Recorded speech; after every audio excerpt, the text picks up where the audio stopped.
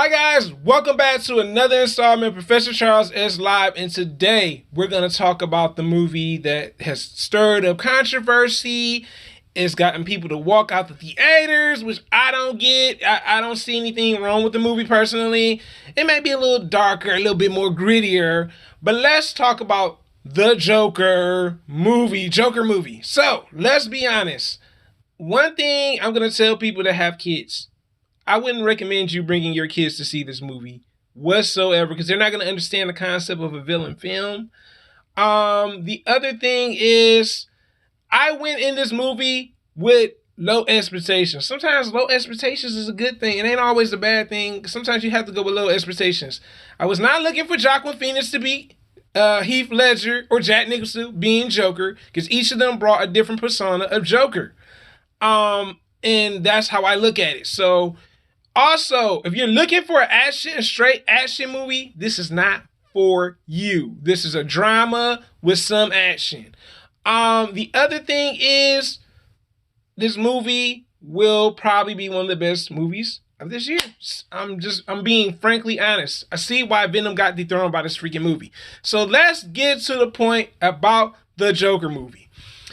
Let's talk about the pros with this movie, and I'm going to talk about the cons. Not many cons, more pros. So, what I loved about this movie with the Joker movie, let's just say Joaquin Phoenix's performance was amazing. It was very different from the previous Joker actors for a movie, which was really interesting. We see a loner Joker. He doesn't fit in with society. People label him as weird. They don't want to be bothered with him. We see him working dead-end jobs just to make a living, to support his dream. He works as a clown at Children's Hospital. We see that. We also see him being a comedian as a gig and also wanting that to be his dream. We also see with him, how can I put it, him being frustrated with his job as a clown. He, ends weren't meeting. The boss kind of, says, hey, man, what happened to the sign? Because he was also one of those people that did the business signs that promoted a business.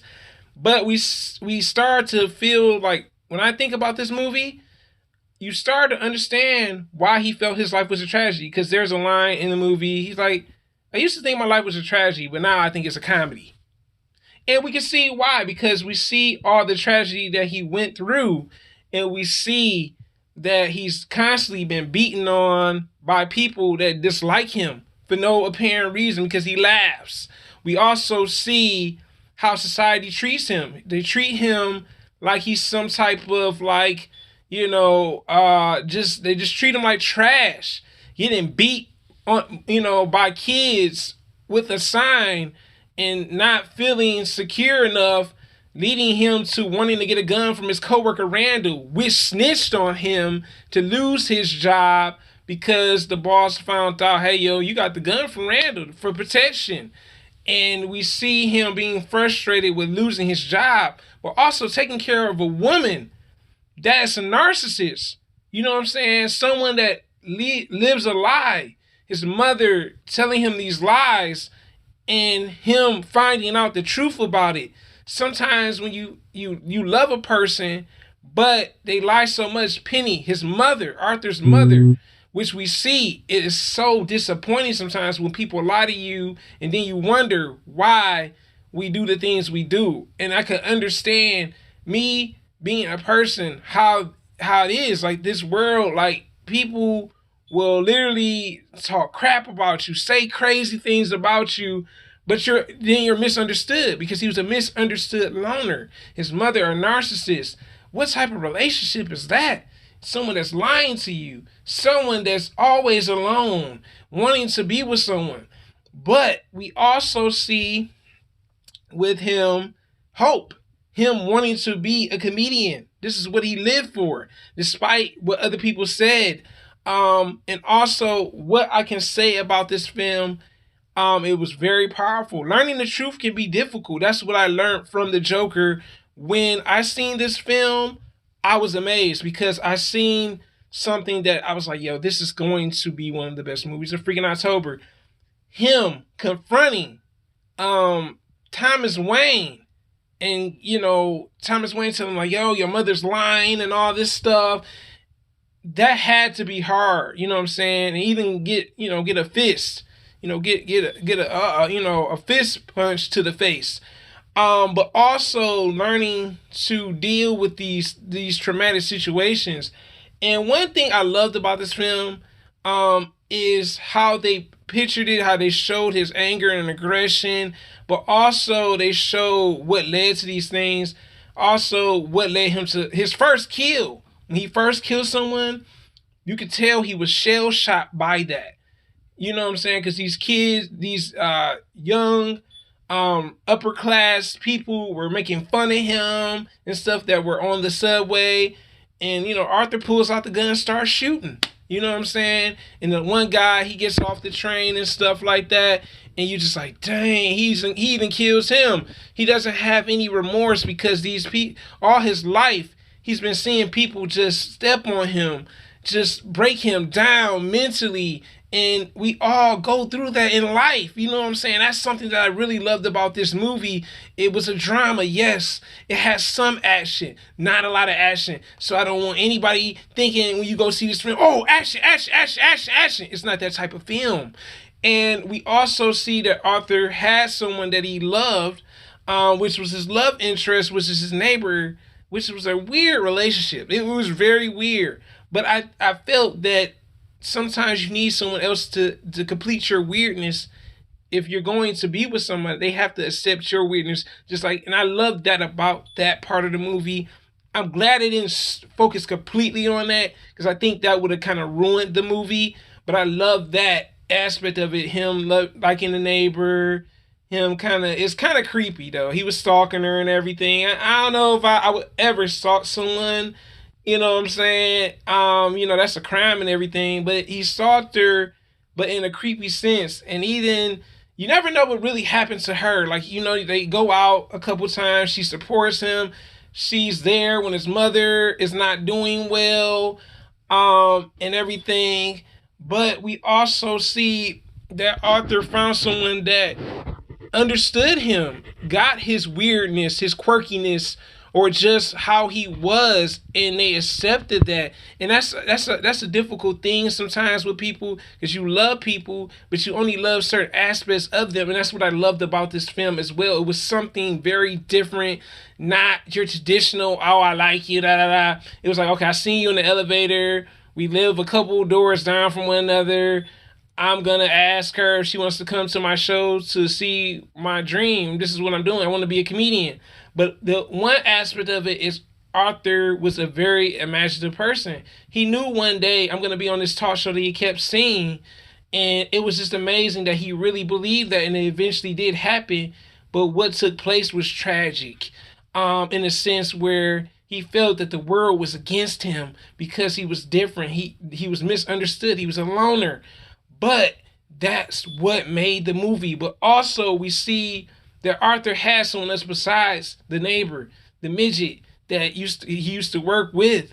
The midget was the one that was like a friend to him. When he killed Randolph, because Randolph was the reason his ass got fired from that damn job. And you was like, damn, Randolph ain't shit.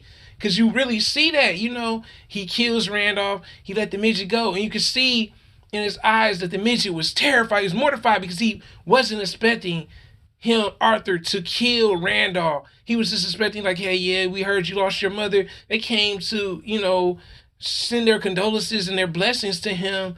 And what a scene. He just kills the man because he's tired of his shit. And sometimes you get fed up with people. That's, you know what I'm saying? And there's a point where it keeps boiling and boiling and boiling, and you have to let that frustration out. Now, I'm not saying be violent about it, because that's not how it should be unless you feel your life is threatened. But my thing is, the movie spoke something. Like, it showed us, like, we have to learn how to be ourselves. Sometimes you have to find out who you are. And sometimes this truth can be ugly because people tell you this lie and you believe it for so long. Like we've seen the issues with Arthur and Penny, which is his adopted mother.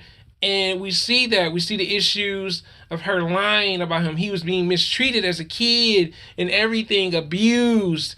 And, coming from a broken home, that's something that can really emotionally scar you. And a lot of people don't see that, but this movie nailed drama. When it was a drama, it was a drama, and it was well thought of. I was just like, yo, this is freaking amazing.